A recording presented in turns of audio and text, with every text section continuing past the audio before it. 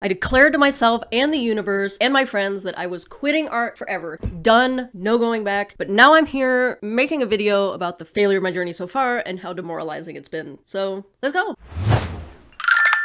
I think I wanted to make a video about this back when Comics Broke Me was trending, but at the time I wasn't able to process my feelings and experience into a script and therefore into a video. So it's a little late, but you know, here we are. It's been a long journey of grinding away, no end in sight, getting back up again and again and again, fighting a endless battle in the dark. Eventually, without some return on your effort, especially an emotional one, you stop being able to get up. If your reason to get up is gone, it becomes harder and harder to beat the easy feeling of staying down. Laying there, fatigue overwhelming your body, and the liquor store becomes mighty enticing. Tarot beginnings. Before I tried my hand at manga, I was a painter. I painted half-ish of a fairly successful tarot that took about 10 years. It was designed by my mom and co-illustrated by my favorite artist growing up. He was my hero, Stuart Littlejohn. He had done the art for many of my stepdad's books and tarot cards. The idea of working with him was amazing. I was really excited. I love his work. I still love his work. He does watercolor with a lot of detail. He was way better than me at doing people, so naturally he got more of the human cards, and I got most of the weird angels, which was my specialty at the time. At first it was great, and then over time she became more controlling, more and more restrictive of the imagery that I could use, and started borrowing what I could include. Like at some point I was told explicitly, no Japanese imagery. Soon after this, he submitted a female samurai. The last few cards were really challenging because at this point my heart wasn't in it. I didn't even want to buy more paint. So the last few cards were probably about 3 colors. I had blue, cream, and black and white left. So it's like, I don't want to paint anymore. I don't even want to buy paint. I just want to get through this project and get out. After 36 paintings, my skills had grown. I wanted to move on. I wanted to get out of her shadow and get away from the chokehold she had on me. She insisted that I stay and make magical and esoteric art for her audience. I call it her cult. But I wanted my own audience. I wanted my own work, my own ideas, and not having someone that would say, you can't draw this or that. I had a fairly stable job making puppets and walk around characters, but the environment was super toxic, both physically, because we used a lot of nasty chemicals, and one of our managers was extremely toxic, didn't like me for some reason, and bullied me almost to the point of suicide. So I had a choice, die or leave. So I chose to leave and finish up these paintings.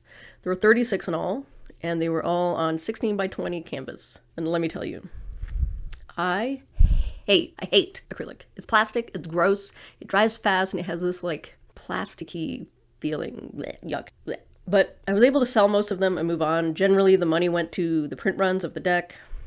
None of it went to me, but whatever. I sold several for like $500, and she even fought me on that. She was like, nope, not worth it. You should sell them for $200 at most. More toxicity, more restriction, more signals to get out of there. It was clear that path was coming to a close, and many other changes were happening in my life. Kind of weird, actually, looking back on it. Caterpillar goo. In a few ways, I wanted to move on from building other people's dreams to building my own little empire. Oh, to be young. I began experimenting with oil on a few different canvas sizes. I have most of them still. Actually, let me see. I'm gonna move my camera. See that guy? Here's another one. Nope, this was a terrible idea. 2 more. A few more, and a bunch of boxes for Christmas. Now my camera is a mess. I began experimenting with oil on a few different canvas sizes. I sold a number of them to a friend. He was in the military and had a bunch of money, and I guess he wanted to buy art and help out a buddy. Appreciate him so much. I took his money and decided to make several large canvases with some fabric I already had from a previous obsession. I had at some point decided I was going to sew Lolita clothes. Yeah, that didn't go anywhere. But I still had some fabric left, so I wanted to use that. I have many regrets with this decision, and I wanted to put together a series. One of the guys at my crappy new job, because I've left the puppet factory and found, probably on Craigslist, another job nearby sewing bags. And they just got a giant order from Jack White to do some record bags for his label, and they needed extra people. So I went in and they had me work on it right away, which was kind of weird. And they paid me for the interview, which was also kind of weird. They had no heating, no air conditioning. The owner sat in the corner and smoked all the time and didn't really do it. It was weird. But anyway, that's not my point. My point is, one of the guys was the most enthusiastic and excitable person I have ever met. He was a painter. He did spray paint. And every day we would come in and we get super hype about whatever we were working on, whatever project we had going on. He was working on gallery projects and suggested I join him. If I remember right, the theme was animals and the universe. So I was like, hell yeah, I get to draw animals and the sky. I had a few canvases kicking around, so I set to work. So after a while, I was working on this, and then he never really said anything else about it. And later it came up that either it wasn't happening, or at least not with me. And I've since learned that when people say they're going to do something, they generally don't mean it. Whereas if I say I'm going to do something or I'm going to be there, I will move the moon to make sure it happens. So time for plan D. I took some canvases from the deck, and this one with the owl, and took them to this new little cafe that opened up down the street from my work, and they were going to be in the art crawl. The art crawl was all over Nashville. This cafe was in this particular section of it. It's a 3-hour event, first Saturday of every month. It was exciting, put up my paintings, and they actually had an interview with the news, so my paintings were in the background, which was like, so everything was exciting. And for the art crawl, they're supposed to have like a little, it's like a mini gallery opening. There you have food, people hang out and talk, that kind of thing. I get there, they're closed. They're closed. So I ended up hanging out upstairs at another gallery where there was an artist who had Japanese style art and a lot of yokai, which was kind of fun. So it was a lot of fun talking to him, but after a while I was like, I'm a weirdo, overstaying my welcome, time to go home. Trying again. So I tried a pay-to-play gallery in Nashville, $80 for a wall for the 3-hour art crawl. I went every month for probably about 6 months. I made canvas bags to toss my paintings in so I could park in the alleyway, grab those suckers, and just run up the stairs and hang them real quick. And at the end of the show, sling them back in the bags, toss them in the car because I had an hour drive. That thing. Some of the people there had a better idea of what to do. One chick, she had these like little squares of decorated wood. She would sell them for like $30. 3 hours, they were all gone. Another chick sold jewelry. A couple other people had really large canvases and they didn't really sell, but every time I was there, it would be really crowded. The crowd was crazy. It was 3 really intense hours. I gave out business cards and then got way too many texts for dates, so I made new business cards with no phone number on it. Don't put your phone number on your business cards unless they're ones you're specifically giving to someone to give them your phone number, like a director or something. In the months I was there, I never sold a thing. I started experimenting with the audience a little bit. And so I would hang back in the crowd and try to listen to what they would say. Because if you're right there with the art, people are going to be polite. They don't want to be a jerk. They don't want to hurt your feelings. So they're going to be nice about it.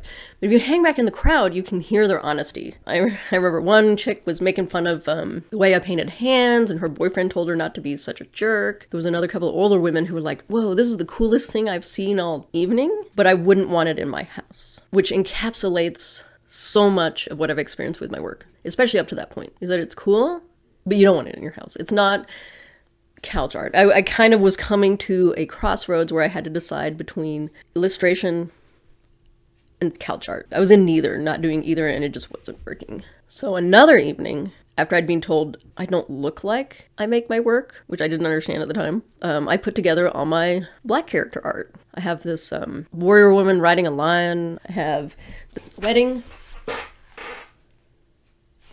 And I had a long conversation with the tallest man I've ever met. This huge Nigerian in this really sharp white suit. He was telling me all about his wedding and showing me photos, and because, you know, it was the same, his wife had the same headdress and he was wearing something similar, and it was a lot of fun. But most of the time, like, I'd look in the window and people were taking photos of the stuff, but then when I'd be like, hey, I'm the artist, they would look at me like I was an alien or something. And I was confused. I'm like, this is so weird. This is my artwork. And one of the other women was like, girl, you look too much like a wasp. I'm like, a wasp? What the hell does that mean?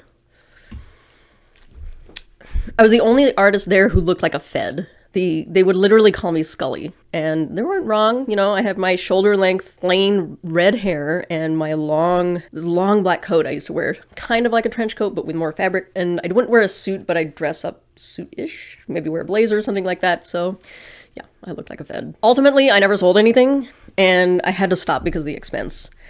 In some ways it was an unsuccessful venture, but I did learn a lot and it got me to start thinking about branding, connection, and how people interact with you and your work. People weren't able to connect with me or my work or see us together, and they had no context for it, so the seeds were planted for storytelling. Because as I said, I was at this crossroads where I'm like, I need to figure out what I'm doing with my art, because none of this is working. Not that it started to work after this, but let's get there.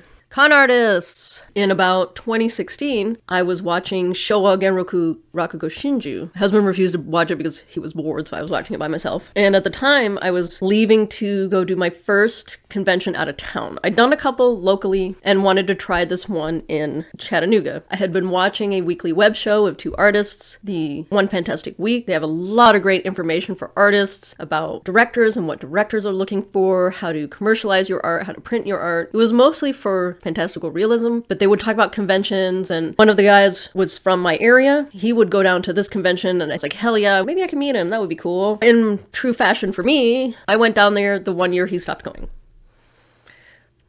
Great. So I go down there. I forgot my backdrop stand. I had the bar, but not the sides. I had it all attached to my dolly. I forgot my tablecloth, so I got a plastic one at Walmart, and my kind neighbor lent me one of hers. This is a disaster. If you're out of town, you have to take literally everything with you, because you can't just drive home and pick it up. And I discovered from a couple of people who sauntered up to the table and made rude comments that I had resting fuck off face. So that didn't help. I had to work on that. It was okay. I had my paintings, like the ones behind me. I took prints and canvas prints. Here's a canvas print. This is the painting that's over there. And sold one. And anyone who's worked these shows and had a hard time, I'm sure you've had a moment where you're like, you sell something and you're like, really? Are you sure you want to buy that? You don't have to. I mean, that's a lot of money. But 4 roommates pitched in to buy this painting. But there was this person kind of across from me, catty-cornered from me, and apparently it was one of her early shows too. And she was doing indie comics, and she had little paper dolls that she made, and all this kind of cool little stuff, and we got talking. Neither of us were really selling anything, so I was mostly just going over there in my Gaita and annoying her as much as I could. And then after the show, I would go to my hotel, eat takeout, and watch Rakugo Shinju. Generally, it was a meh experience. Again, I had to work on my face, but I met that comic artist who was across from me, my neighbor. I'm gonna call her 2016 friend, and we're still friends to this day. We talk all the time. So it wasn't a complete bust, but it wasn't what I was looking for. But I did go back. It was some years later, and it was terrible. I was in a really bad spot. I didn't make any money. I shared a booth with a friend who was making cute animals. We're in a corner. I was facing the swords, and catty-cornered from me was boob art. So people would go, oh, swords, ooh, boobs. Never looked at my table. I don't even think I made booth back. If I was boothing on my own, I think I made like 150, 200 bucks in a 3 or 4 day weekend. Chick next to me made 900 to $1,000. We were together at this in the same corner. The hell. Anyway. At one point, someone broke their water bottle, and the person came to clean it up and left the mop there, so you couldn't even get to my table. It was great. But at the end of that one, I got in contact with them, and they asked me to email them and offer to do their art for another year. Do I have that here? I have all my props right here. Here's the line art for it. They picked it, and someone in the comments complained that it was too anime, which was really weird, and then they were really weird about it after that. But I got 3 free tables out of it. I think I only used one of those tables, and we'll get to why. Okay, so I was at this show, talking to a comic artist, watching an anime about storytelling, and I had already been thinking about making the shift to storytelling and sequential art. And a lot of things seemed to be pointing in that direction, so I was, following that. Maybe that's where my work needed to go. And I had initially planned on submitting a one-shot to Saturday AM, because they seem to be the gig in town doing manga magazine. I think they've been going since 2013, so they've been going a few years, but it was on Gumroad, it was $5 a year, and you would get like 6 pages of a story every 2 weeks or something like that. I didn't enjoy it at all. Apple Black had too many poop jokes. Saigami was okay. There was some fat chick running around a market. I don't even know what that one was about. There was a robot rape, almost. It looked like to me that someone had been reading Spicy Boys Love and wanted to imitate what they liked reading, and it didn't translate very well. It was a very specific wrist grab. And if you've watched Man Ben, you'll know what I'm talking about.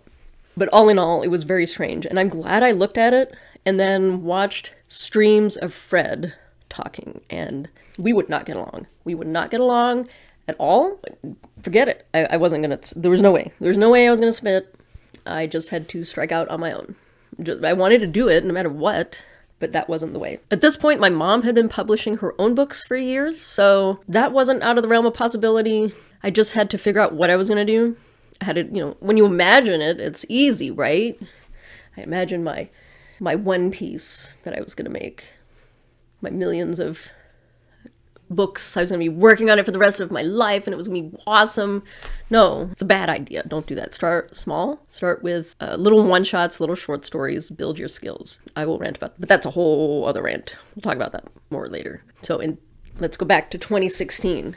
2015, 2016, I got some ink and I had to learn to draw people. I was really avoiding them at this point when I was painting. In 2016, there was very, very little online about anything, but about manga, how to make it, how to write, how to draw, any of this stuff. There was very, very little.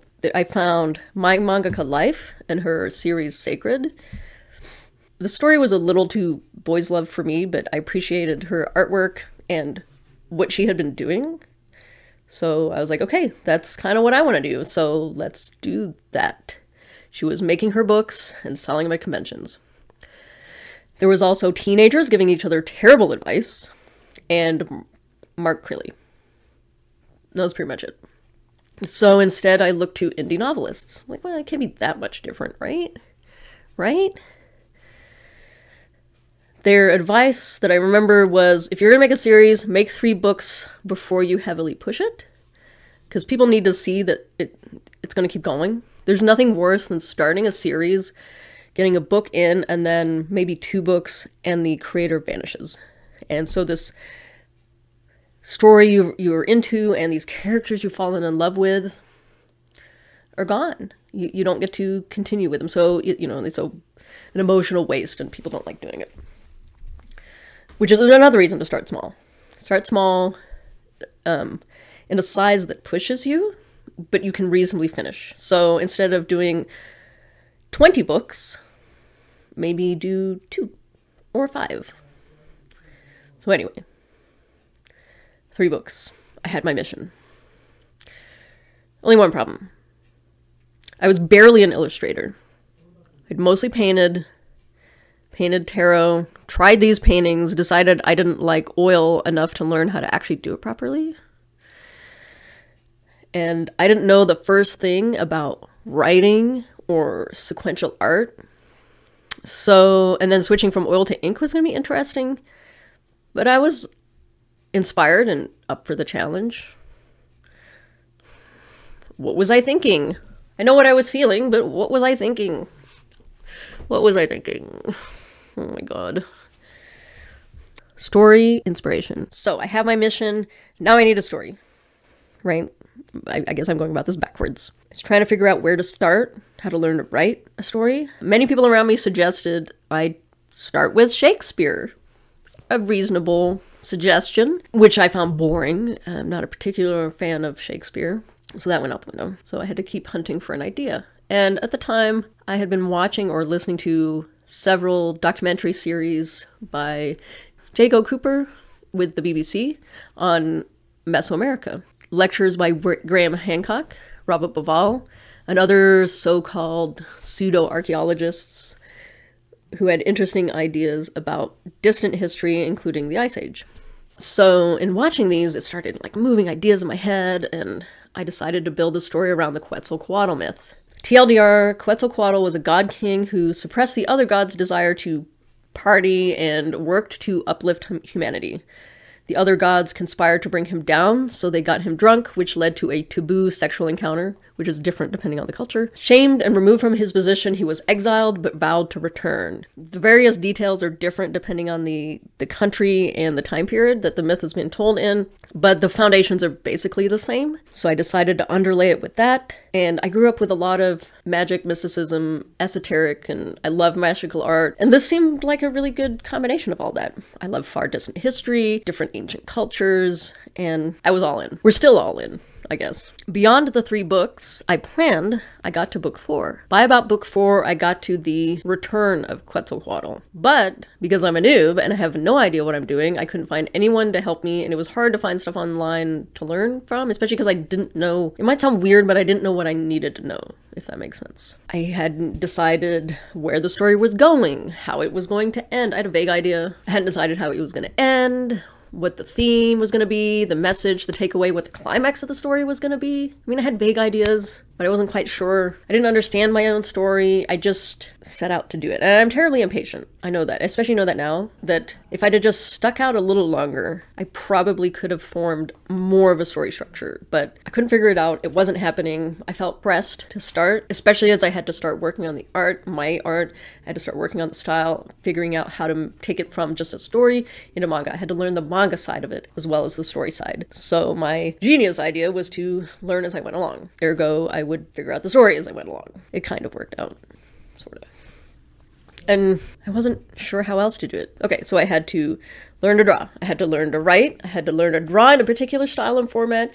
And I had to learn how to use sequential art. Yay me. But in those years, I learned a lot. I really did. I think I've learned a lot. And I decided to start building an audience right away. I think I only joined Instagram in 2014, and I had no idea how to use social media, but I had to figure it out. I decided to start learning to post while I sucked, didn't know what I was doing, get all that out of the way. It's like when you're writing, they tell you have 1,000 crappy words in you, get them all out so that the good work can come in. So I wanted to get to work on those 1,000 crappy words, 1,000 crappy posts, just get to the good stuff. I would post drawings, work in progress, stuff like that. Fun little shots. At the time, I had switched jobs again because the bag place, remember how I said they didn't have heat or air? They also had never made profit in 7 years. And one day I went in, sat down to start working at my industrial machine. The lights go out. So the boss's son takes us all out to breakfast while he figures out what's going on because he can't get a hold of his dad. He didn't pay the electricity bill.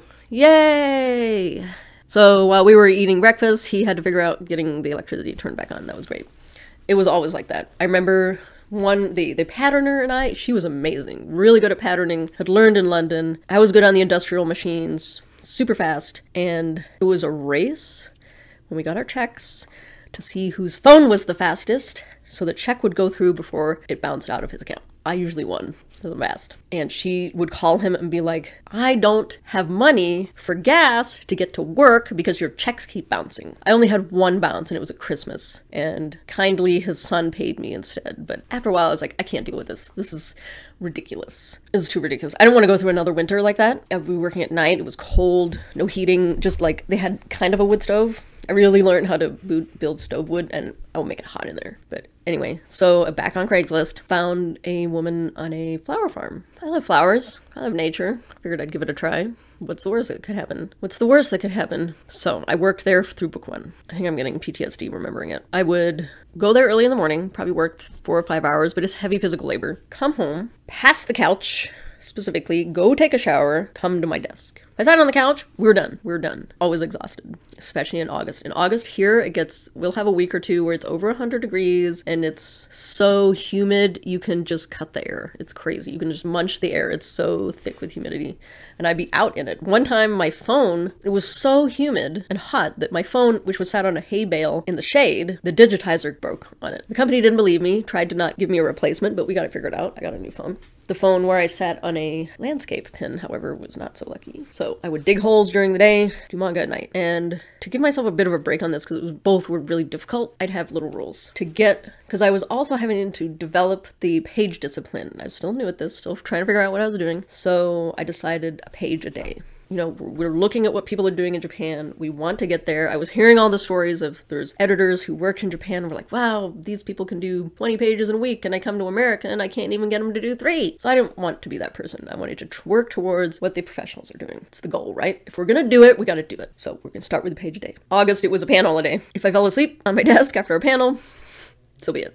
But if I had the energy to continue, I could do as many as I felt like doing. Sometimes I would do 5 pages. Sometimes I would do half a panel and just pass out on my desk.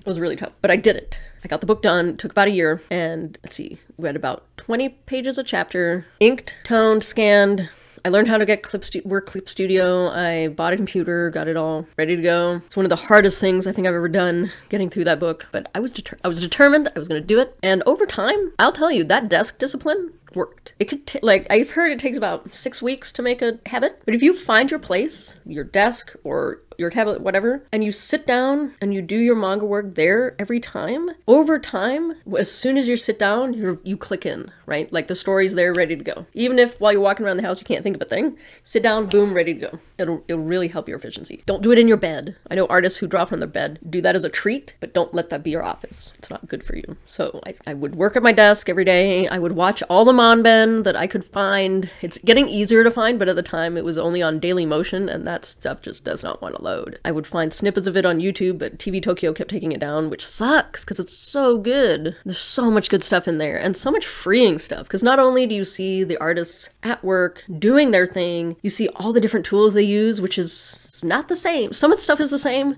but some people use different things like Bic pens, whatever they want. And there was a freedom in what they did because it was all different. So to a certain extent, there was a freedom of your drawing expression, but at the same time, they strove to make the best stories, the best art to really touch their reader. They weren't just, it wasn't just some flim-flam thing to try to get some internet fame or something. They really, really wanted to touch their readers. It was really interesting and inspiring to watch.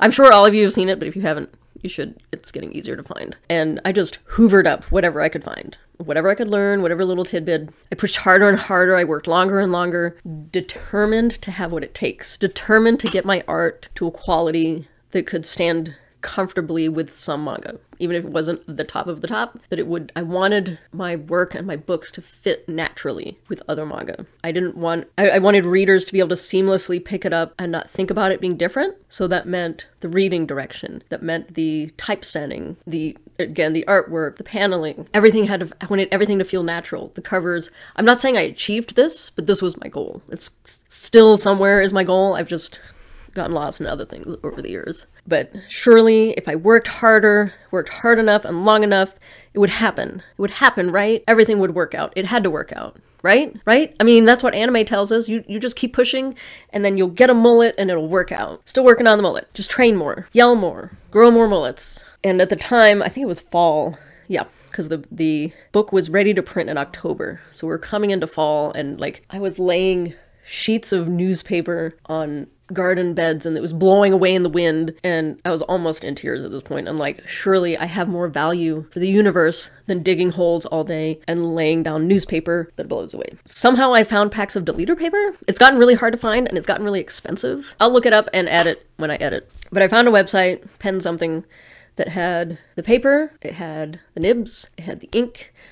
I looked at what was recommended on Wanban, what people were using, even stuff that Urasawa Naoki advised himself. I saw him on a TV interview and he had this little pot of black ink with a yellow lid. Got some of that. If I'm gonna do the thing, I need to do the thing with the right tools, the right paper. I can't using I know there's American cartoon paper and American speedball pens and whatever, but I was like, if I'm trying to do their thing, I need to use their tool. Otherwise, you're not going to quite get the same effect, at least at first. At least if I could get the foundation of using the correct tools, I can go out from there. And then over time, use whatever I want. Which turned to digital, so it didn't really matter, but that's another story. I also managed to get tones from Deleter. That was a nightmare. Their website was horrendous. Probably still is. Barely works. No one speaks English, of course. And somehow I managed to get the tones, and they don't go very far. They're about $5 a sheet, and I think it was $50 or more, and I only got through one chapter. And I was really messy with my eraser shavings and stuff like that, so a lot of the scraps were rendered useless. This was not the tool for me at all. So I discovered Clip Studio and decided to do them digitally. Okay, I was watching a video with Inio Asano and trying out some of its techniques, and he worked partially digitally and used Clip Studio. So I decided to try this mysterious Clip Studio, got it somehow to work on my machine, and voila, was able to tone. I got a little too excited with the tones. I didn't really understand how to use them, and layered them instead of just changing the value. That worked great when it was printed. Also, I didn't discover at first that you can switch from flat tone to dot tone. switch it to dot tone. Take it from me. It made a huge difference. So my process, I did the rough draft, penciled as close as I could to the reality on the manga paper because I needed the practice, and then inked over it. My inking sucks. My inking technique, I don't think really got any better, maybe a little, but it was a lot harder to use than I expected. The paper was gorgeous. Deleter paper is really luscious. I later had to switch to IC paper because of the expense, and it didn't treat the ink as well, and it smudged a lot more, but Deleter paper is really luscious. And it has print marks on it, so you have your bleed and crop marks and even panel markings to give suggestions of where to put your panels and how wide to make them, but the horizontal gutters should be a lot wider than they suggested. So now I have 235 11 by 17, oh, I guess it might be a little bigger pieces of paper.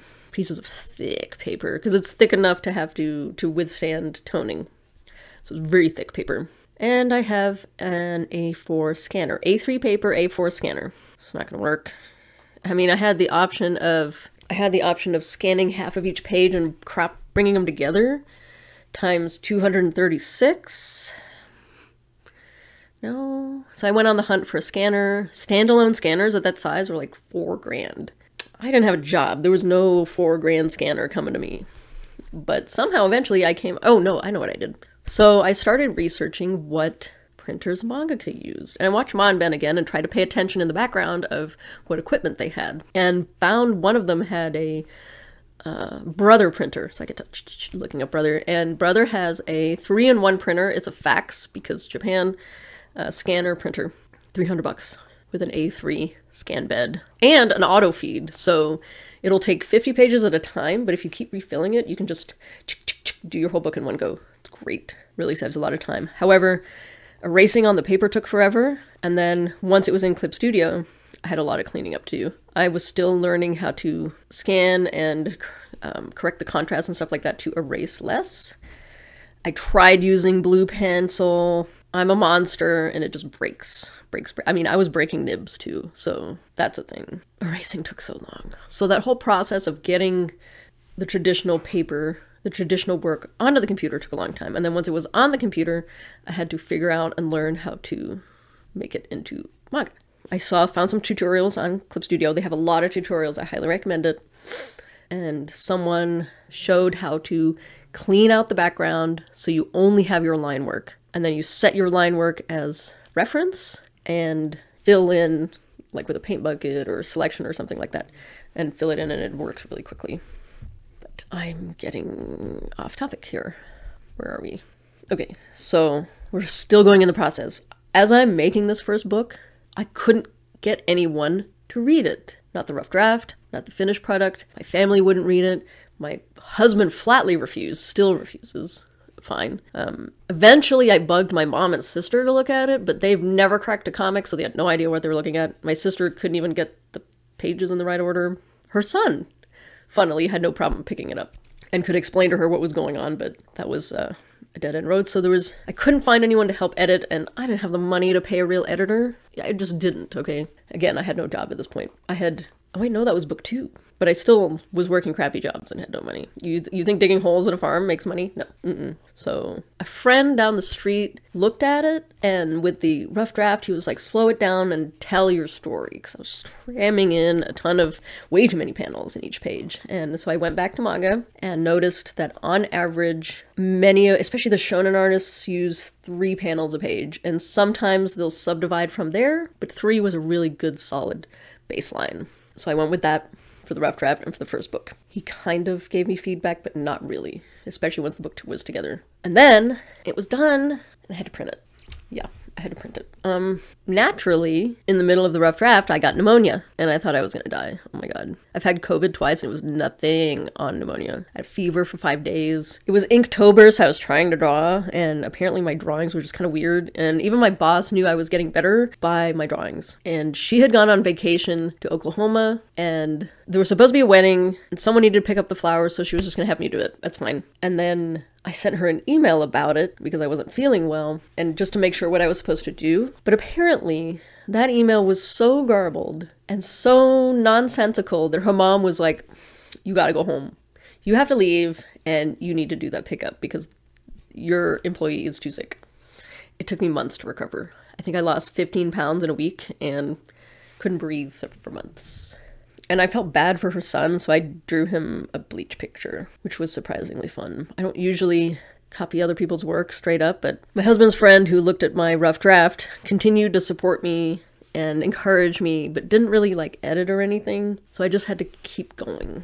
So eventually, almost a year later, I had 10 chapters, 20 pages a chapter, and did a little more research and found there's like a couple of extra pages you have to put in a book, the title page and the publishing page and stuff like that. So I got all that together. And learning to publish was a whole new dimension of nightmare. On the fly, I learned about DPI, page order, those various pages, PDFs, etc. I started out with a 600 DPI grayscale PDF. The printer wanted 300 DPI for grayscale, and 600 was for monochrome. And I couldn't figure out how to make I had illustrations in between each chapter, which were grayscale, because it was Copic. Couldn't figure out how to make them monochrome, so I was like, you know what? We'll just go with 300 DPI. It's fine. It'll be fine, right? It'll be okay.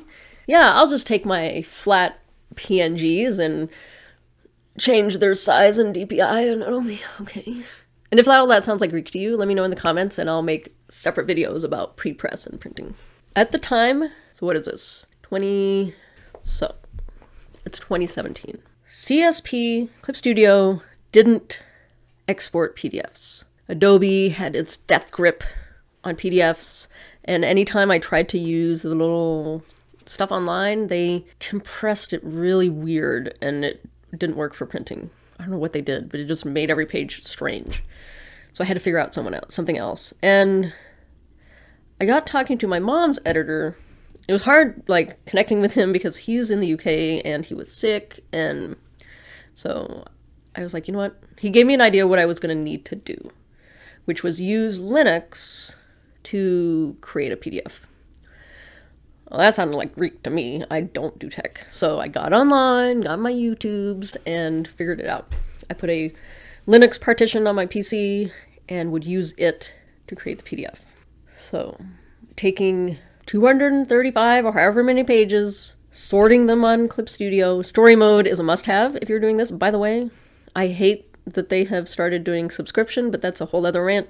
So story mode, flattened everything, cropped everything to 3mm, which is what the publisher requested, made sure everything was in line with the center margin, made sure it was in the right order, all this kind of stuff, which it wasn't. One of the chapters was like inside out. I don't know how I managed that, but let's keep going. I had to export it all into individual PNGs, put all of those on Dropbox, go into Linux, try to get that damn thing to load up, figure out how to get in there. I always had trouble with this. Pull up Dropbox, pull down all the PNGs, shove them through magic something or other, and magically turn it into a PDF. And then do the same for the cover. The cover had to be CYMK PDF. Put it all back up on Dropbox, go back to Windows, go back to Dropbox, download all the thing, and it took literally all day. This took all day. So you can imagine my excitement and relief when Clip Studio announced PDF export. My life went from very stressful and difficult to, oh my god, easy, and like that. I'm getting PTSD just thinking about that whole time. There was a couple of books I had to do that. Whew. So I uploaded it to Ingram. I need a little help. Anyone who tries Ingram for the first time, you might need a little help. Put it in the comments, DM me. I'm always willing to help. But once you've done it once, it makes sense. But at first, you're going to put your PDF in after you've filled everything out, and it's going to reject it. And there are apps online where you can drop in your manuscript and it'll tell you why it's been rejected. And it was some stupid thing in the code, so I had to figure out how to get into the code and delete this. It might have even been an exclamation point or like one line of code that I had to delete. And it was fine. Went in, got proofed. They told me it was upside down. I said, yes, I know. It's reverse bound. They're like, well, we don't really do reverse bound, but we'll let it slide this time. I was like, cool, okay. Goes through. And as I mentioned before, I'm always in a rush. I'm extremely impatient. So I just hit release. I'd been hyping it up, I'd been talking to people, and I didn't want to withhold because it recommended that you upload and withhold for about 6 months and then release so that you can market it and do like pre-releases. Hell no, I'm just going to release this sucker. Did I get a proof? Did I? Hell. Other people got the book before I did, okay? This is my book. Okay. There was some trouble with it. Like the first time I uploaded it, it went on to, because Ingram puts your work on every website that they work with. Libraries, bookstores can order from them. It's one of the most common catalogs with books. There's no title fee anymore on Ingram Spark. There's no excuse to not use it. So there's my ad. But at the time, it automatically went up on Amazon upside down. So you would see the back.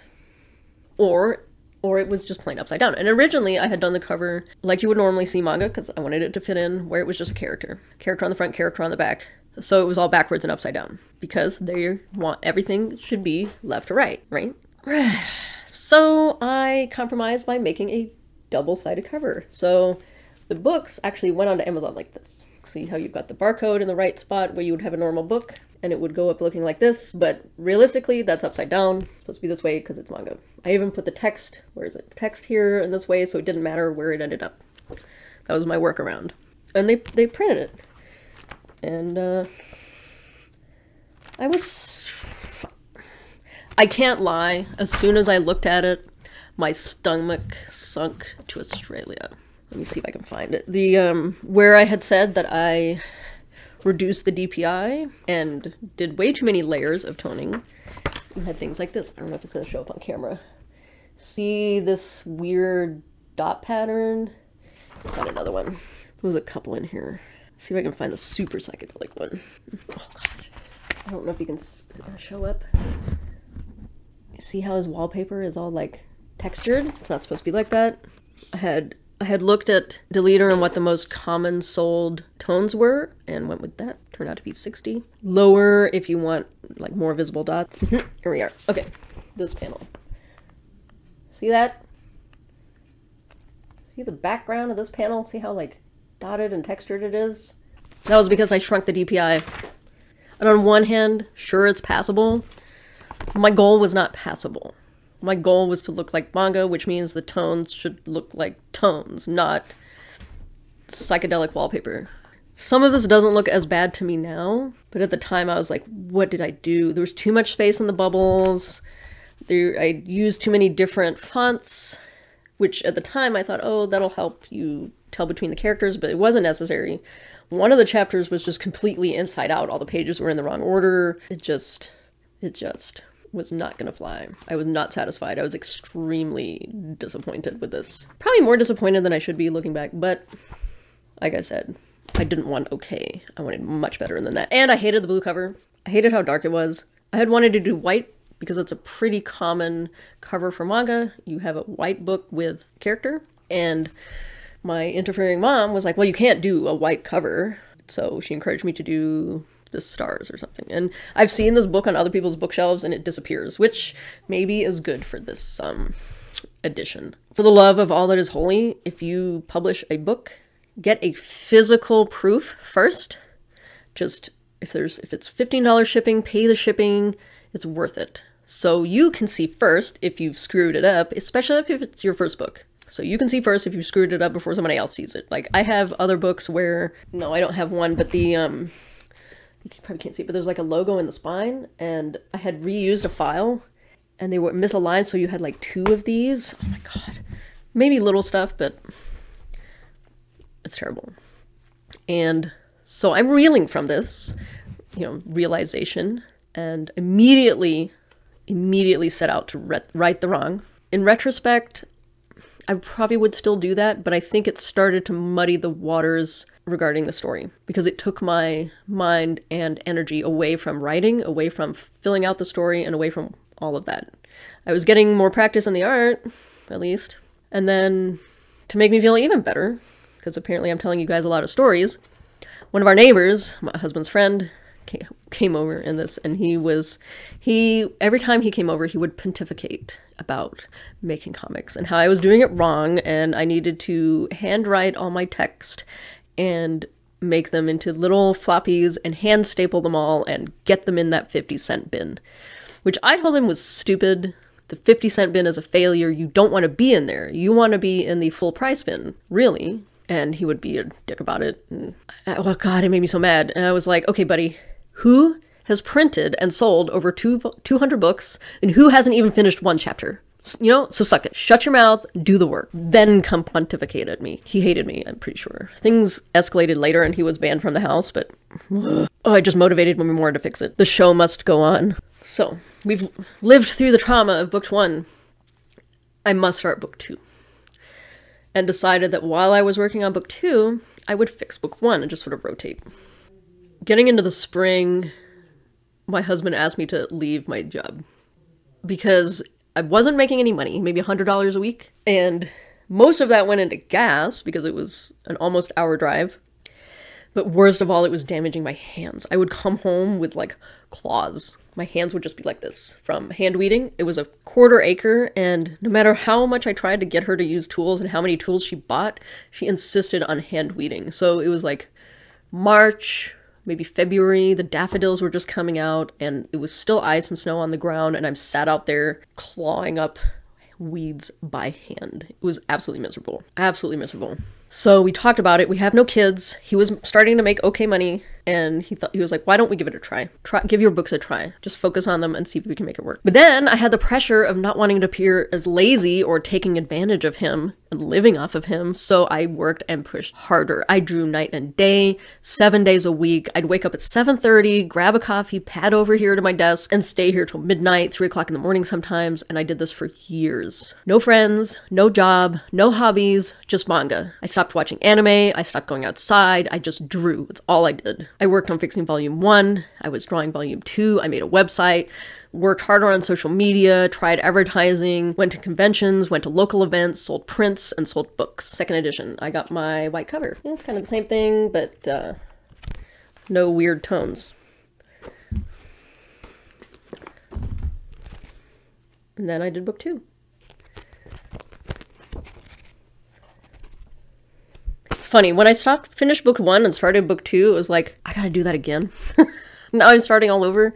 I thought book 1 was the hardest thing that I did, but then book 2 felt like the hardest thing that I did because it was a new challenge. I had to, like, book 1 has a semi-self-contained story, but now I had to keep it going. So I had to figure out how to do that. And book 3.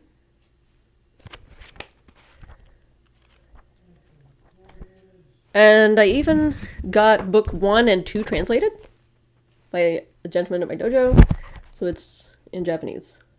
So I had my Japanese manga. It's reverse bound, it's in Japanese. The art is as close as I could get it, and it's available worldwide. What more could I possibly want? So I was going to conventions. Conventions take a minimum of 4 years for you to get established, really. After that, your audience grows. It takes people a few years to A, realize you exist, B, so 1 year to realize you exist, 2nd year to check out your stuff and maybe find that you're interesting, 3rd year to forget that you're there and that they like your stuff, and then the 4th year, they probably come with money and say, give me all your stuff. I've heard this story from multiple people. And then by 7, you're just floating. Some people by year 5 are doing 10 grand in a weekend. It's possible. Others like me are doing $200 in a 3 or 4 day weekend, but we'll get to that. My 2016 friend was a few years ahead of me because I had gotten disillusioned and took a few years off because I was going to quit art again. I'm always quitting art. I'm seeing a pattern here. And someone always shows up and goes, nope, you're not. But anyway, she's been doing it and she's doing really well. And it's really working for her. She's really honing her craft. I had to stay the course and had to work on my branding, clean up my branding. Through, let's see, 2018, 2019, I got back into conventions. This was when I was on that corner with the swords and the boobs. I did the art for Kanuga for the convention. And I comfortably sold through 2019 about a case of books a show, about 30 books a show, except for Cherry Blossom in Nashville, where I sold 30 books in an hour and didn't know what to do after that. That was crazy. But I got used to ordering a new box when I got home from each show. But even with that, and tarot decks, I also made a tarot deck. Oh, some cards are upside down. And they're all of the characters from my story. So I have about 50, I got an order of 100, I think I have about 50 left, so I sold half of them.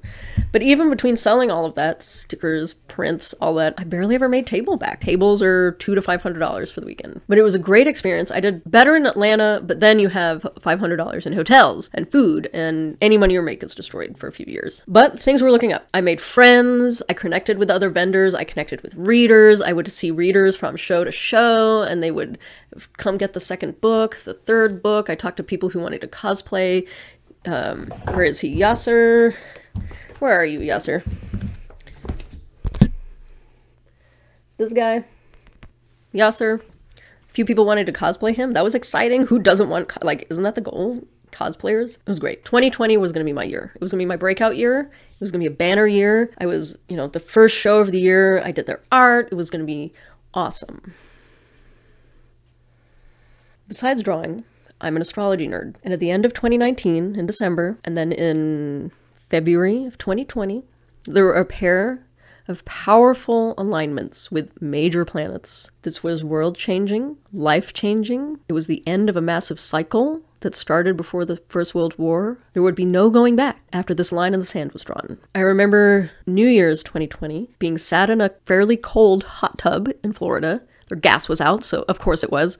So we're sat there hanging out, looking at the stars, talking about this change, and I remember wondering, like, what is it going to be, right? How is the world going to change, and what are our lives going to be like that afterwards? And I don't need to tell you what happened. You all know. Corvid. My first show of the year was in February. As I said, it was going to be great. I had done the art. I was on the badges. I got a free table. I got a corner. I was across from the candy witches, the like Harry Potter ladies. Great way to start my breakout year, right? Once I was there was no one there. There was no one there. Yeah, there was no one there. People were already starting to get scared away. When I got there, again, my heart sank to Australia. They had every artwork on a banner for every year of the show except mine. In the front doorway, do you think they had my art and the banner for 2020? No, they had the banner for 2021. I looked everywhere for my art. I mean, yes, there were individual characters on the badges, and people came to my table saying as soon as they got it, they recognized my art and they came looking for me. That was awesome. Great, people love them. Where was my banner? I wanted the banner.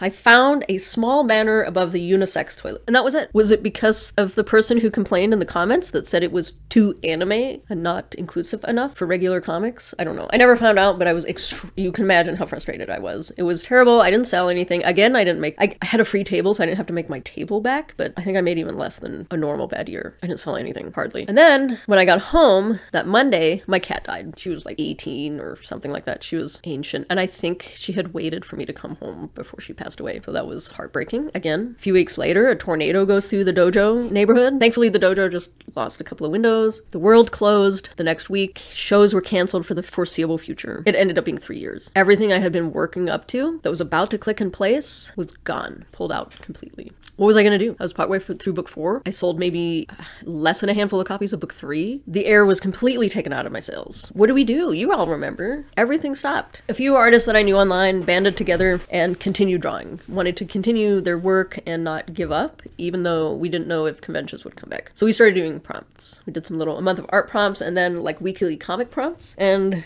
in prepping for this video, I actually found them. Oh, here, let me see if I can. Okay. We had this one. And it's, where's my book? This guy, Yasser, and this guy, Jericho, sat hanging out, smoking, 2 old men, and there's Kazumi in the middle, the Oni character, who in this I was drawing as me. Since we were home all the time, my husband was smoking, so he was coughing all the time. Coughing, coughing, coughing, coughing, coughing, coughing, coughing, coughing, coughing, coughing, coughing, coughing. All I wanted was some quiet. So I had her going into the chicken coop where it was quiet. She made a little drink and went and rested with the chickens. Our chicken coop is too small, so I couldn't do that, but I wish I could. The next one, I forget the prompt, but it was about, like, growing something. So, I don't know where the camera is. I don't think I ever scanned these, but we have a little farm scene. So I got to experiment with some, like, Eastern and Tibetan style mixed with South American style farming. You know, they planted some seeds, and we have some shenanigans, of course. And you know, got some time passing and they're waiting for their seeds to pop up. Meow. And everyone's excited. Just a stupid little comic. But they were fun. And later on I started doing 4 coma, and these were kind of the inspiration because I had so much fun having to condense your ideas into something short. This one was a little more esoteric. Again, I forget the prompt. But there's some like, it's Jericho again, and there we go. Jericho's the king, trying to teach his daughter to, I think they start like tea reading. They're reading tea leaves, and she has a vision of him falling, which connected to the book. And then these are actually 2 panels from in book 1. Or book 2, excuse me. So I was still thinking about the story. These are all tying into the books, kind of. Because I wanted to stay in that. Even though I wasn't actively working on book 4, I neglected book 4. Here's the last one. June, in death, as a soul, being met by a being in the image of his mother to help him cross and break down that identity so his soul is ready for his next life. Like I said, they got a little esoteric. Sometime into the year, the Tezuka 100th anniversary was announced. This was it. We were saved. A door to Japan had opened in our darkest hour. We were to submit 55 pages, a one-shot by September 1st. It was basically a precursor to Manga Plus creators. There was no genre or theme. You just had to adhere to the black and white direction, that kind of thing. I kept the manuscript.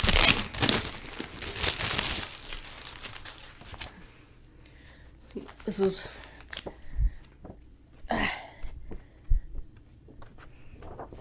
my Tezuka.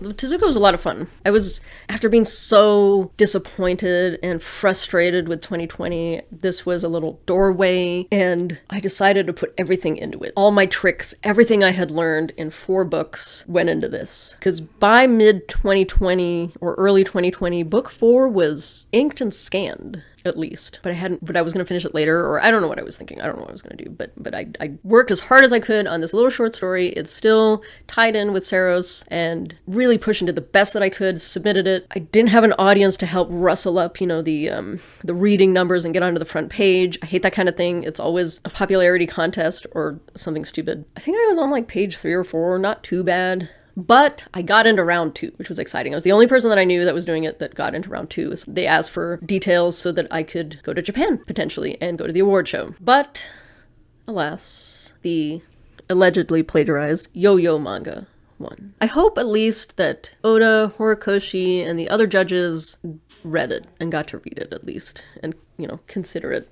And it wasn't just pulped really early on. The whole process was amazing. A group of us would get online and read the newest thing, no matter what level the creator was. Some people were further along in their manga journey than others, and it was interesting to read them all and see how they failed or succeeded in making me give a shit about their story. I'm very visual, so first I would look at it only at the art. Did their layouts and paneling and artwork pull me in and make me want to know what was going on? Some did, most didn't, some did, and then I would read the text, and sometimes the text was good, sometimes it was obviously maybe Google Translator or something and made no sense, but what can you do? Or sometimes the English was just poor, but we give it a good go. Of course, Two Piece reigns supreme. It was basically like a plagiarized chunk of One Piece thrown in there, so, it was a good meme. And hopefully Oda will do a second One Piece and call it Two Piece, but here you go. By the, let's see, so into September, then into October, after I think everything had been announced and this Yo-Yo manga won or whatever, all the hype and energy and critiquing and conversing and discussion, encouraging each other, all stopped, and it was replaced by silence, by a void. And I got talking to someone that I'd met at a convention in North Carolina, and I had encouraged her to join in the competition. She was very upset that she didn't place or win or whatever. But anyway, I think it was even her first manga, so come on. So we got talking afterwards and lamenting the loss of the camaraderie and the support, the hype, the motivation, and we mused over how we could harness it again with the worst idea we could possibly have. Mayapple. Especially as we didn't actually really know each other that well. I didn't feel like that was a problem, but apparently it was a big problem. So what's the worst thing we could do? I know!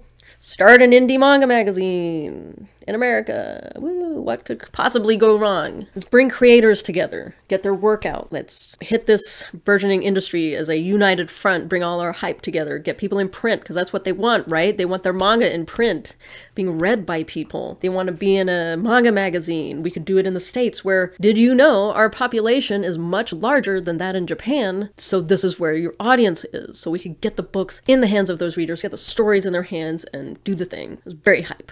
I would build structure. She would bring the people, the mangaka. I asked for a minimum of 7, including us, so it would be 5 people. Shouldn't be too hard. Preferably 20, or at least build up to 20, because that was the average in, 7 was the average in American Shonen Jump, 20 is the average in Japanese Shonen Jump. So if we want to do the thing, let's do the thing, okay? We're in the digital age, and printing is extraordinarily expensive and difficult to ship. Periodicals are even worse. No one distributes them. So let's do it digitally. I found a flip book, so you could like turn the pages. I thought that would be fun. Maybe it wasn't. I don't know. I made a website for it. Learned how to do layouts in a program. I was going to learn to do the thing. She just had to bring the people. It was November 2020 when we decided this. And there was another huge, powerful alignment. Like, we were literally texting and deciding this on this alignment, and I thought, this is it. It's meant to be. Surely it will work out. It has to work out. These are more powerful alignments. It's meant to be. And I was neglecting book 4. Through her, I finally received some critique for Saros chapter 1. I had heard from 2016 friend that it was difficult to read because it was really dense. So this co-conspirator suggested I thin it out a little bit, and I essentially added 8 pages, adjusted some of the art and adjusted some of the text. This is the version that's online. The current print version is still the second version, which was just cleaned up. And 2016 friend worked with a German writer she met online, and they had done a Tezuka entry. And there was a suggestion that she and I work together so we can include another title. So we had, we had Saros and then Irish manga. We had apocalyptic fishing manga, which co-conspirator was supposed to do, and it sounded kind of fun. We had a Lolita horror manga. Co-conspirator was doing some background work for this creator and asked her to join in, and she was like, okay. So we had 5. She asked another friend who was doing a webtoon. I was like, it needs to be in a black and white manga format. Make it happen if he's going to join in. I was ignoring the red flags of her just hiring friends and not actually scouting. And I was bugging her like, we need more people. I need you to scout and bring in these people. Time is running out. I want this out by October this year. I wanted it out by October 21. Yeah. October 21 is when I wanted it out. I was like, we can't mess around. We can't make promises and advertise it and not deliver, which apparently it seems others are doing. And I remember when Shrine started, I remember when a couple of other people did similar projects, and I know the Shrine founder, who's Australian, has mentioned this, that he said it was so difficult and challenging that he probably wouldn't do it again. So that might be why he's teamed up with Pulse, and they're probably going to do it digitally, but I digress. Another project kickstarted their little magazine and paid their artists. Their artists did their chapter, and I never heard about them again. It's very, very difficult. And we found it too. Okay, where are we? We're back in February 2021. My other cat dies almost to the day of the first one.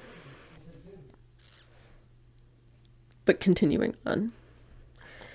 By late spring, I was working hard on Scatheless. I busted out like 5 chapters. I didn't have a name at this point. I had about 5 chapters done. I was still working on fixing up Saros and figuring out this magazine and stuff. And I realized that she was barely working on her fishing manga. I don't even know if she got a chapter done. She wasn't pulling anybody in. She just started doing the silent manga audition and other competitions. She wanted to do the Kyoto. She wanted to work for Marvel. And I was like, what are we doing here? I didn't know you wanted to work in Japan. She's like, well, I don't want to work in Japan, but I want the clout of Japan approving my work. I don't know if you can hear the cat, but I apologize. He's an Anki pudding. So anyway, she's not doing anything basically. And this is the summer. I think this was like June, July, August. October is coming very quickly. We need to get these people in, make a couple of copies, really get things going. She needed to be talking to stores. She wasn't talking to stores about us as a magazine. She was talking to us stores about her carrying her Tezuka chapter. I was still ignoring the red flags. Or maybe I couldn't see them. Maybe I didn't want to see them. By August, I'd had enough. And in the background, I was also going through different medications at the time. The hardcore manga schedule that I had described earlier resulted in extreme anxiety and depression. I was having panic attacks making toast. So if you're planning manga life, keep that in mind. It's extraordinarily stressful and really bad for your body and mental health. So that aside, I had enough of her. And I was like, basically put up or shut up. Either you need to do your thing, which you said you would do, or you need to step out of the way so I can do it. Tried to be more moderate about it instead of just telling her to hit the streets and say, why don't you step back for a little while, do your work on your fish comic and get enough of it so we can get it in production, and then come back on to a more administration role afterwards. But as I've seen it with people in the past, she wanted the clout and didn't want to do the work. Most people want the clout, won't do the work. And over time and time again, I've failed to see it. I take people at their word. They say they're going to do the thing. I believe they're going to do the thing, and then they don't. And it never works out well. She decided not to step down, but was really upset and decided to just walk away entirely. Pulled all of her work, anything she had contributed. She wanted to pull the name, and I said, you don't own the word March, so you can't take the name. I already have it on I already have it on the web. I already have it on documents. I already have it we had business cards. You can't do that. Sorry. She didn't appreciate that, but too bad. Mayapple already existed. She wasn't taking the name. I was just going to keep on going and figure it out by myself, apparently. But the show must go on. I set out to do it myself, to find anyone to get the ball rolling. Surely, there's all these people that I see constantly, all these indie mangaka that want to get their work out there, as I said. But many that I would ask would say, I want to work in Japan. I don't want to ruin my chance at an anime. So, no, I don't want to be in your stupid little manga magazine. They weren't rude about it, but basically they're saying, no, this is dumb. I don't want to be part of it. And maybe they were right. But if this concept was to get off the ground and we were to do this Shonen Jump type thing that I thought people wanted to do, to get all their work together in one place, in a periodical that people could read and then could buy their volumes, then, I would help them do it. I knew how to print. I could pull the infrastructure together. They just had to contribute their work. We would all start out free. Actually, I paid people at first. For the first year, I was trying to pay people. I just paid people out of my own money. I was making royalties from that tarot deck at the beginning of this whole story. That didn't work either. By September, most of our original lineup had pulled out. They didn't want to risk their work by tying it up in our stuff, by having it published somewhere first. Some of the Japanese companies are very picky, especially the competitions, about not having your work released or published anywhere else. It's a legal thing. It's a legal property thing because they're going to own your work. A lot of people don't realize that. Some people don't care, which is totally fine. But if you go to Japan and you work for one of these companies, it is not your work. It is their work. You don't own any of it. I begged, scrambled, tried to figure out something. I wrote and draw until I had what I considered a decent page count. I wanted to have more on the Saturday AM because I'm petty like that. They have about 100 or so pages. I was like, we're going to do 200. And the first issue went up August 2021. Damn it. Now, because of the difficulty of finding people, it wasn't a pure manga magazine, which made it even hard to sell the concept. We put in writing articles, I put in pre-press articles, I tried getting people who I knew to just put in other different things I thought might be fun. One person I thought it'd be fun to have horoscopes because, it's fun in magazines. She wanted to teach people astrology, so I was like, whatever, give it a try. Lottie did as a monthly column about her trips to Japan, and so I was trying to see what I could pull in and tie stuff into manga, the creation process, Japan, anything related to it, to fill those pages, while I tried to tried to build the confidence of the consistency to get other artists to join in. But over and over again, everybody said, nope, I want my anime, I want to go to Japan, I don't want to ruin my chance by working with you. Okay, so I kept going, and as a group, I think everyone realized just how difficult it is to commit to something like this. I already knew in a way because I'd already been doing my books, but this was on top of doing 2 books. Is doing the same thing every month gets really challenging. The cat just pushed a toy in here. Life gets in the way. You don't have any inspiration. Deadlines are missed over and over. Even though I'm paying, deadlines are missed. And I had to remind people that their deadline was the 15th, mid-month, so that I could put it in. So it was enough time for it to be late, actually. And then I would still have a few days to put everything together to then release it on the 1st or whatever, or the 6th. I think it was the 6th. Consistently, most of my submissions were the same day as the release. So I had to really bust ass to get it together. It was a lot. It was a lot. Because then, not only do I have to compile all the pages, flatten it all, check it for spelling errors, stuff like that, I then have to make a PDF and transfer it to the flipbook and then upload the flipbook to the host's website and connect that to the main website and then release it. It's a whole process. I was exhausted, but I couldn't sleep because one of my medications made it so I couldn't sleep. So I went off that med, which made it hard to function at all, and things just got progressively worse. Later, I spoke to Lottie, and she said she noticed in January when I started to go off of it. And maybe you can see it in the magazine, I don't know. I worked harder and harder, but I met each monthly deadline, built the website, put merch on Redbubble, is probably still there, but I was unraveling behind the scenes slowly. But I just wanted to get there. I'm like, if I could just keep pushing and we can just get there, it'll be fine. It'll all work out. It has to work out. It has to work out. By the end of 2022, it was time to put the volumes together. We had a whole year of magazine issues, so each person that had been kind enough to put their work in had enough work built up for volumes. And they weren't working on this monthly. These were all old works that were already done that we were just republishing. One or two of them were new, and the stuff I was working on was new and old, but for the most part, it wasn't new. So I was put their books together, and then it was time to figure out contracts.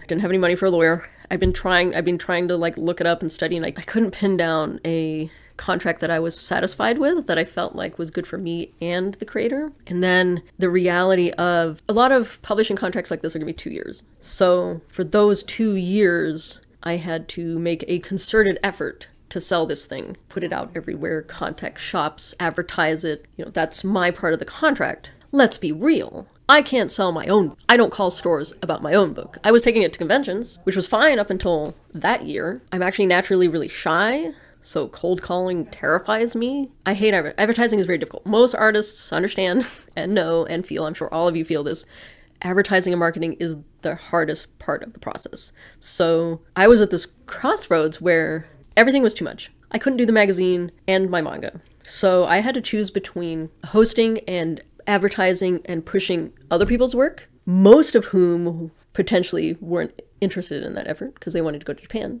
Just these kind souls who were willing to work with me. So I'd be pushing their work or working on my own work, getting it out there. And at the time, I actually started looking into and seeing more and more of Global Comics and what they were doing, and they offered reverse bound. So what was the point of the website? It was isolated, it was reinventing the wheel. And then there was this website where people were already reading. The infrastructure was there. You just had to upload everything and put in your information. So I cross-hosted and put everyone's work on there. I think my account still says Mayapple. It'll probably always say Mayapple just because trying to get technology changed is too difficult, apparently. Whatever. And then the last little pebble on the hill was Billy Comic. I got contacted by Chinese comic company Billy. I was pretty sure it was a scam. I did a video call. I was also pretty sure it was a scam.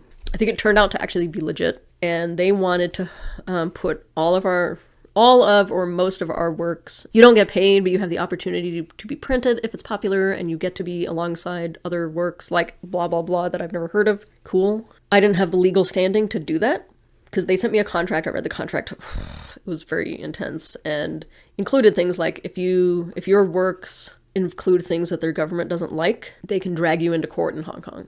I wasn't about to do that for other people. So I contacted everybody, and they had gave them their choice, told them how to contact these people. I told them I don't have legal standing over these works, but these are the works that I do. Check them out maybe. I ended up not going with it. I didn't feel right. It was probably fine, but it didn't feel right. So something broke in me in that moment, in that week, really, and it all kind of fell away. I didn't leave my bed for days. Just laid there like a corpse. My husband kept coming in and being like, "Are you alive? Are you okay? What's going on?" But I couldn't move.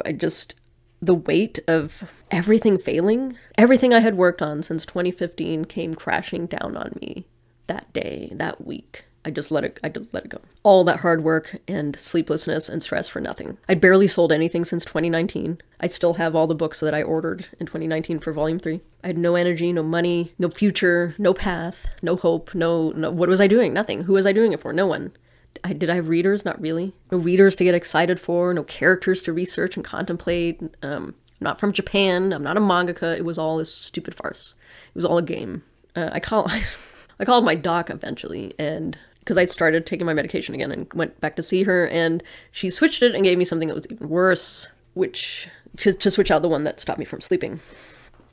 This one, once it kicked in, because I was like, it picked me up at first. I got back going again, and through someone that I know at Global, I got talking to a woman who has magazine experience, who's been in the industry for 10 years and was interested in doing something like this, but didn't want to build it on their own. So we talked about teaming up. What a great idea. Hope renewed. You know, there'd be some changes, like we were going to include a lot of global comics artists, so it would be indie comic. I had to push really hard for the manga. So we decided to do manga quarterly because there wasn't a lot of it, especially with people not being interested in having their work showcased. They just wanted to go to Japan. So we could only do it quarterly at the most. And if no one wanted to join in, we'd do it less or drop it. So much for what I thought people wanted. So that picked me up for a little while. And then I had an interview from Keeping It Geekly. He's great. Love talking to him. But it was false bravado. I needed the hope. I needed to feel like it was still there. And so we got a Discord going. We were working on layouts and trying to figure out the vibe and the look of this thing and to rebrand it a little bit. And apparently the universe didn't like this because almost immediately she vanished. She just disappeared. Zoop! A couple other people who were working with us were like, where'd she go? Have you seen her? Have you talked to her? Turns out one of Canada's internet, like 3 internet companies went under. She had no internet or nothing. And then she got super, super sick, like hospitalized sick, long-term sick. So I lost contact with her for a really long time. I think this was the end of 2022 and early to mid 2023, I finally heard from her again. She got back online and was republishing her comic. Renewing the magazine was a long gone idea. So bye. I guess that thing is gone. I just, the second set of disappointment, I just walked away. It's like, I can't keep doing this. I just need to walk away.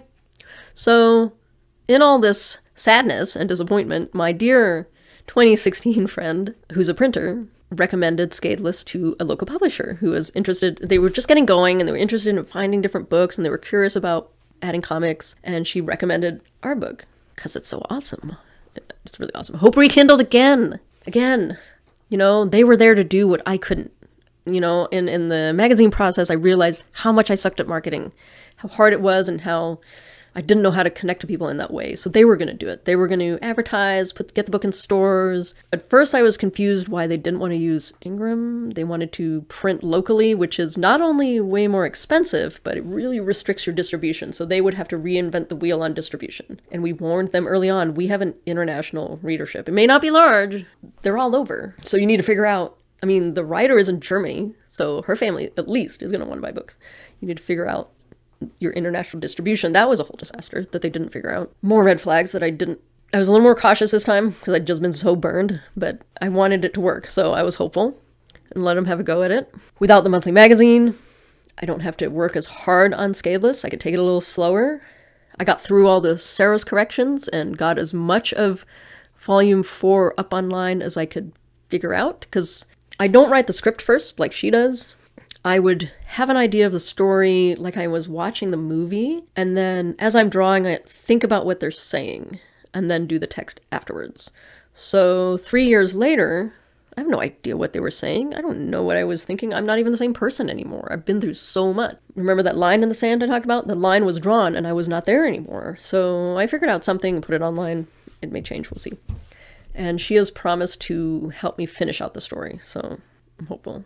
But I have more time, I can breathe, try to figure out something. I mean, the weird thing was, though, my skills have changed since working on Scatheless, so I kind of have to clean up those faces a little bit. That was kind of fun. Like when you look at your old work and you're like, what am I drawing? What is with this distorted face? Well, everyone looks crazy. And when I do a book, I can go from chapter 9 of one book to chapter 8 of the second book. So the idea is to pull your reader from one volume to the other by starting a new story. So volume 4 is only online up to chapter 8 because I don't know where the story was going. I don't remember what I was thinking. I don't remember what I was planning. So I kind of have to go back to the drawing board on that one. I think Lottie and I are going to look at first 4 books, especially the first book. What was I promising? What were my ideas? Where was I going with this? What would be a satisfying conclusion of this madness? And I've got 3 chapters of Scatheless left, and after that, it's Saros time. Fingers crossed. We're about caught up. Shows started up again. I forgot about that. Late 22, early 23 shows started up again, but it was all shows from 2020. So everything that I had booked, I went and did. The world has changed. In the past, people would go from booth, they would just go from booth to booth, talk to you, hear your story, you'd interact with them, and then sometime in the conversation while we're like making friends, I would put the book in their hand or put the print in their hand. There's like a sense of ownership when you hold on to something, and we would talk about it, they would look through it, and they would buy it. That wasn't happening anymore. People were keeping their distance. I was lucky if I could get people to come to the table, but I couldn't get them to touch anything. We were all in masks, which makes it really hard, especially in a loud environment. You can't really talk. That was a disaster. I went from comfortably selling a case to comfortably selling nothing. I think I made literally nothing for a few shows. One of them I had COVID. That was awful. My husband got it and he didn't realize until we were like just about at the show. And it was my birthday. Why do these things always come together in like threes? I swear. But the pre-2020 energy was gone. The economy was unstable. Wallets were tight. After like your tickets, your hotel, your gas, your food, your anime merch, there really isn't money to spend on some weirdo's manga. You know what I mean? I get it. It sucks, but I get it. I ate the losses, packed up the books, tarot cards, prints, put the pins away, put everything away. I had just invested in a $500 pin machine, 3 big boxes of Copics, on all this stuff, because it had been going so well. And when your work is going well, you want to reinvest in it, and it helps with your taxes too, but, you know, reinvesting it in equipment. So I bought this pin machine, and it paid, I think, pretty sure it paid for itself, or it was going to, but now it sits in my closet. My Copics are probably dried out. My manuscripts sit stacked in the bookcase. I have stacks of books in the bookcase. Scatheless is still going. That one I did entirely digitally, so it's not in the bookcase. And we're on chapter 21 of probably 24. The publisher did volume 1. Volume 2 is chambered, 3 is about needs some illustrations, and then 4 is in process. And they haven't been advertising it. They gave us a report in Q1. Haven't heard anything since. I don't know what they're selling. If they're selling it, they took it to a few conventions, and it's like, I could do that. I could take it to conventions. Why are you getting money from my work and when you're not doing anything with it and trying to sell it? So we're going to pull it and put it on Ingram ourselves and release all 4 books. But it's like we're starting again, and it really makes me nervous. I've been spurned now a couple of times, but I was willing to try again. You know, I've been on social media, getting to know people, getting to know a lot of the global comics artists. They're great and very passionate. Most of them aren't doing manga, but whatever. It doesn't seem to matter. But after a while, it started to feel like this weird circle jerk. If everyone just posts, or read my comic, read my comic. And some people do, maybe they do read each other's comics. But that's contained in this creative soup. You need to get out of that and reach mainstream readers, not just your buddies, basically. And they do collabs. I like the idea of collabs. They're a lot of fun. But they don't tend to go anywhere. I don't know that they bring readers in. And then the last one, I butted heads with one of the admins, so that ship's probably sailed. 1 2-step at a time.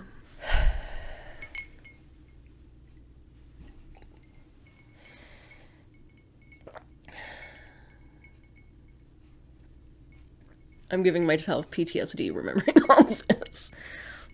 I'm sorry, I had to grab a whiskey. This is not family friendly, but whew. Mama needs some medicine sometimes. Okay. So we've gone from early 2016, or late 2015, all the way to spring 2023. I decided to make a change to help with my burnout. I burned out so many times that this last one, my doctor rolled her eyes when I was like, if I had a nervous breakdown, but that's what it seemed like. Everything, physically, mentally, emotionally, my work, everything collapsed around me.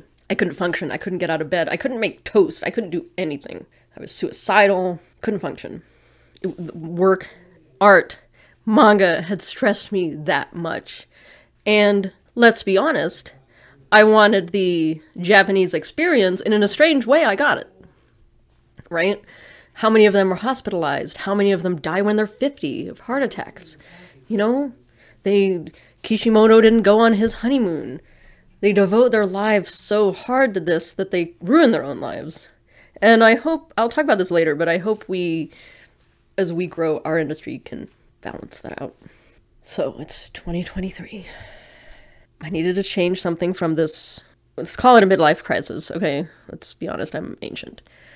Depression, lack of motivation, couldn't function, couldn't draw, didn't want to do anything. So I got a job. I had to get out of the house. Okay, so since 2018, I barely left the house because I stopped my farm job. So I was at home working night and day on this thing that was not giving me any feedback, not going anywhere. And I was just pushing stuff out into the void and getting nowhere, spinning my wheels. And every time I thought I was getting somewhere, the rug was pulled out. And then 2020 pulled the rug out from everybody. So I got a job. Get me out of the house, get me moving around, get me doing something, some change. I needed a change. I needed anything. And I was like, anything I'll do.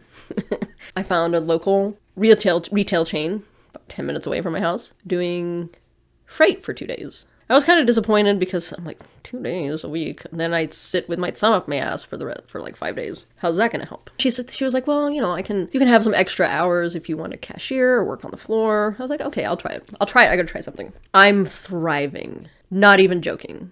It's the best thing that I did. Seriously, the best thing for me that I did. And I not in my wildest dreams would I have thought this. I'm moving around. I get exercise. I'm making friends. I'm helping people. I'm sorting chaos. I'm solving problems. I make my manager's life easier. I'm getting return on my effort. Even if it's just emotional. Like, this doesn't pay diddly squat. Let's be honest. Pays really badly. However, the company culture is amazing. They've really cultivated a great environment. You're empowered within reason, you know, to do your work. They've kept the place small. Management is minimal. It's customer focused. Probably early summer, I got changed departments, and my new department, like, I was scared of it because it was chaos when the last person was there, but I've cleaned it up, organized it, and I love it. And when I see a customer and I ask them, do you need help finding something, for once it's genuine. In my teens and early 20s, I had a job like that, and it's like, you say through your teeth, like, can I help you find something? You don't want to help them, you want them to go away. But in this, I actually genuinely want to help them if I can. I know where everything is. One half of the store, I know exactly where everything is. The other store is a little vague because I don't go over there very much. I'm rewarded for my super hard work. I mean, I'm an unhinged monster no matter what I do, apparently. Love it. I even learned to like propane. It's okay. It's fine. The contrast, pushing work into the void, only to have the developing results constantly ripped away. Whether it was clothing that I was making, or painting, or manga, whatever it was, it just limbo, failure, the silence of obscurity, the loneliness, the stress. No one cares. Not that they necessarily should. No one cares about your story. No one cares about your art. No one cares about your work. No one cares. You have to make them care. You have to give them a reason to care. I wasn't giving anyone a reason to care. And maybe I wasn't even telling anybody that I existed. You know, there's that marketing again. No matter how hard I worked, I couldn't figure it out before the rug was pulled out again. Just years and years of being progressively more disillusioned and demoralized. Remember from earlier, it's the coolest thing I've seen, but I don't want it in my house. But at this new job, I help people find things. They're happy. Sometimes I sell things to people that I don't mean to just because I'm so excited about the thing, because I've used it myself or something, or it's popular, or, you know, and get talking to people. People are great. Couple of jerks, but mostly good experiences with people. I help wrangle the younger employees. I mean, it's retail, right? Most of the employees are young. They don't really want to be there. They don't care. I help wrangle them. Enthusiastic. I goof around. And I get a lot out of it. What? Oh, yeah? Meow. Are you hiding from Jack? Yeah. I know, it's a mess in here. Why didn't you just sit under my feet? You want out again? You just came in. You want? Hi, Jack. You want to come in now? Come on. Yes. Come on. Do your inspection. Come on. Go on. Bye. Get your butt out of the door. Cats. Oh my God. Cats. Am I right? Stay another round. I just want to create. I want to draw. I want to share my enthusiasm. I want to support other creators and motivate them on their manga journey. I want to help them get their work out there. Publishing is not that hard. So like me helping people at work, I want to help them do it. And, you know, I want to be a tool to help people, help build this industry. It's messy. We're all arguing over it, like what it should be, what it shouldn't be. Everyone's got their own idea of what manga is, apparently.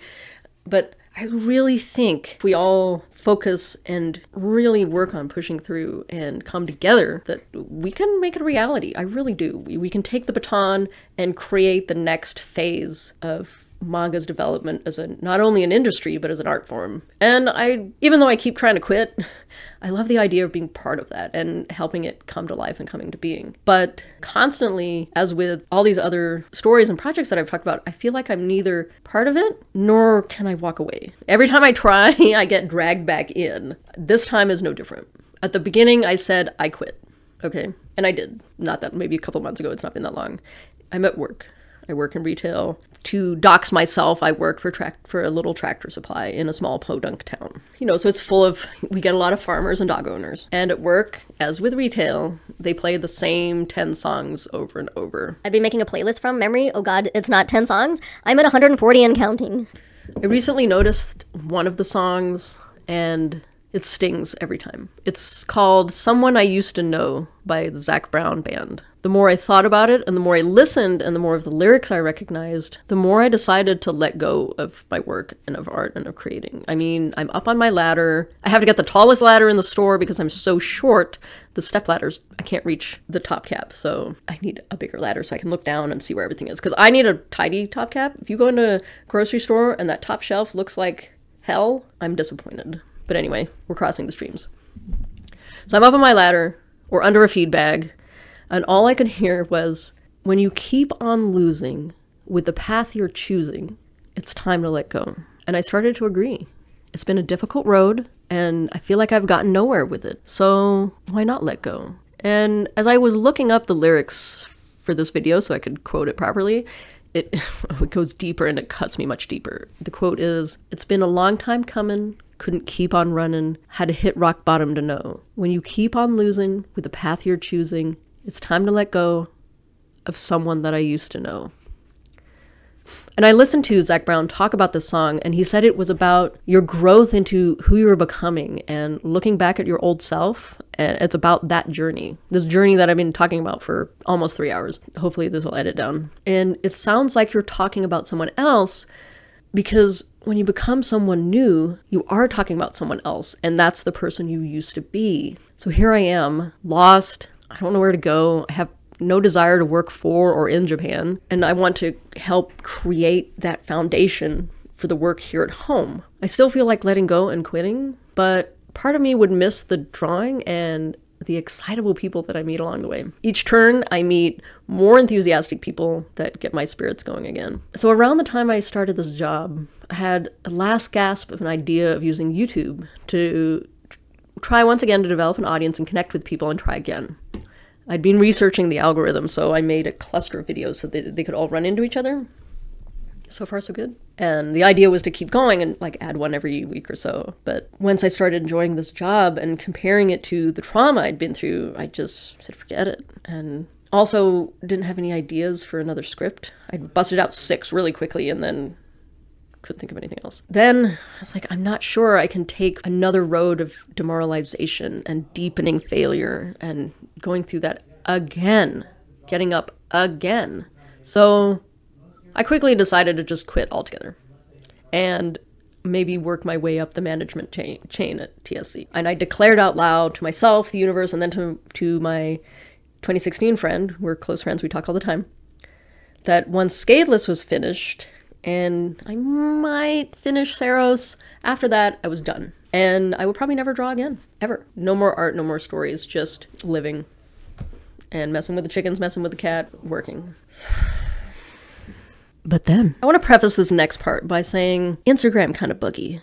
I don't get on there very much, but I randomly got on there. And I remember it being for a weird specific reason, and I forget why. But I hadn't checked it in a year, 2 years. And there's this DM from a certain Muzi sensei. And I quote, "Hi Zenko, found your YT channel. I was wondering if I could interview on my channel about your manga career." Sure. I love talking about this stuff. I could talk about this stuff for hours, as you can see. You get me going and I'm talking. I was still on the fence though, don't forget, I just decided I quit. But this sounded kind of fun. Yeah, maybe it was a scam, maybe it was just some dumb kid, I don't know.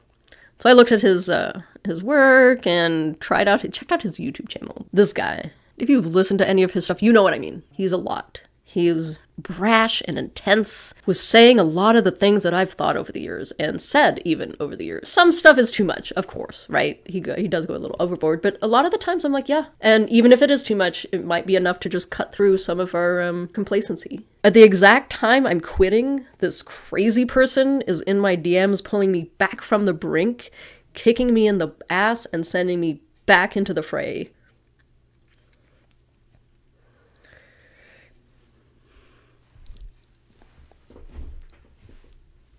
Yeah. Mm-hmm.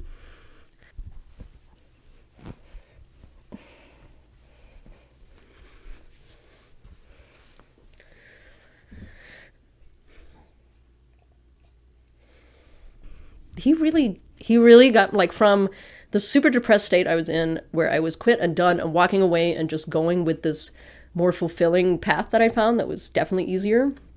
And I'm going to stay there. I think it'll be nice to have that